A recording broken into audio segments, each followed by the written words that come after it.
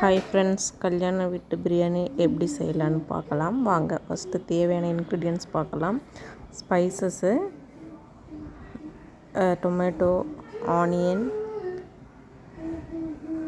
Mint, coriander leaf, green chilli இதெல்லாம் எடுத்துக்கோங்க. Onion நல்லா ஸ்லைசஸாக கட் பண்ணிக்கோங்க. அது கூட மின்ட் லீஃப் வந்து தனியாக பறித்து வச்சுக்கோங்க. பறித்து அலசி எடுத்து வச்சுக்கோங்க. இஞ்சி பூண்டு பேஸ்ட் ரெடி பண்ணுறதுக்கு இஞ்சி பூண்டு க்ளீன் பண்ணி ரெடி பண்ணிக்கோங்க.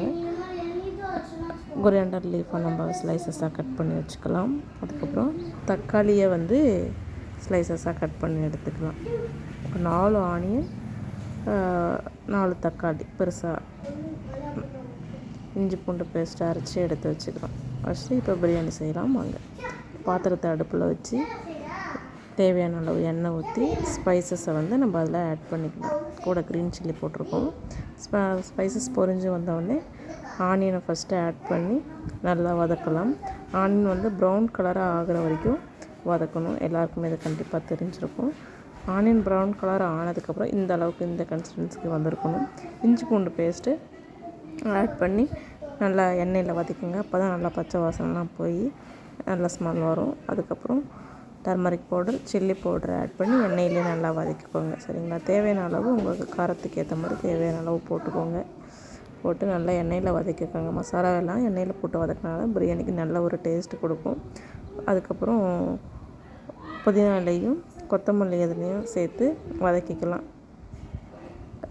அது ரொம்ப நேரம் வதக்க தேவையில்ல. ஓரளவு எண்ணெயில் கலந்து வதங்கினதுக்கப்புறம் கூட வந்து கறி பவுடரை ஆட் பண்ணிக்கலாம்.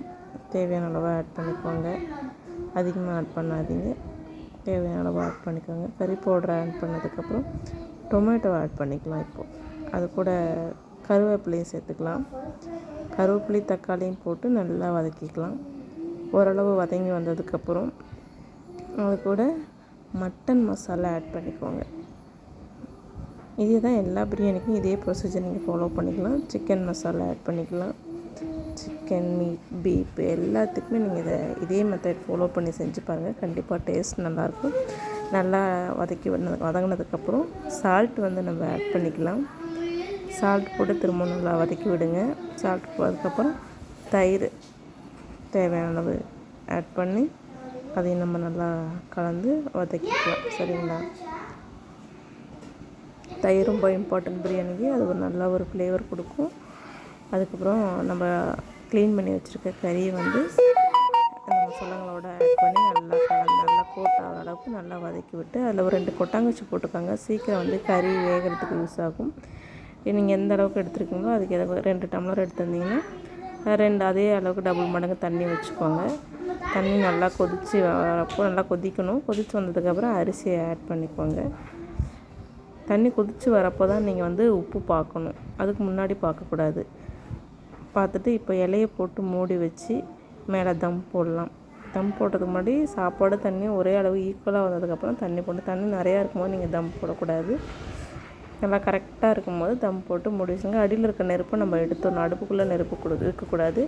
மேலே பிளேட் வச்சு மூடுறோம் பார்த்திங்களா, அதில் மட்டும்தான் வந்து நம்ம நெருப்பு போட்டு மூடி வச்சு விடணும். அந்த இதில் சூட்லேயே வந்து சாப்பாடு நல்லா பாயில் ஆகிடும். வாட்டரோட பாயிலே நல்லா. அதனால தான் நம்ம கொதிக்க வச்சு அரிசி போடணும். சூப்பரான சுவையான பிரியாணி ரெடி. அதை நீங்கள் எல்லா இதுக்கும் செஞ்சு பார்க்கலாம். நீங்களும் கண்டிப்பாக ட்ரை பண்ணுங்கள். கடைசியாக கொத்தமல்லி இலையை தூவி இறக்குங்க. அவ்வளோதான், பிரியாணி ரெடி. கண்டிப்பாக நீங்களும் ட்ரை பண்ணி பார்த்து டேஸ்ட் எப்படி இருக்குன்னு கமெண்டில் சொல்லுங்கள். வீடியோவை சப்ஸ்கிரைப் பண்ணுங்கள். பாய். தேங்க்யூ.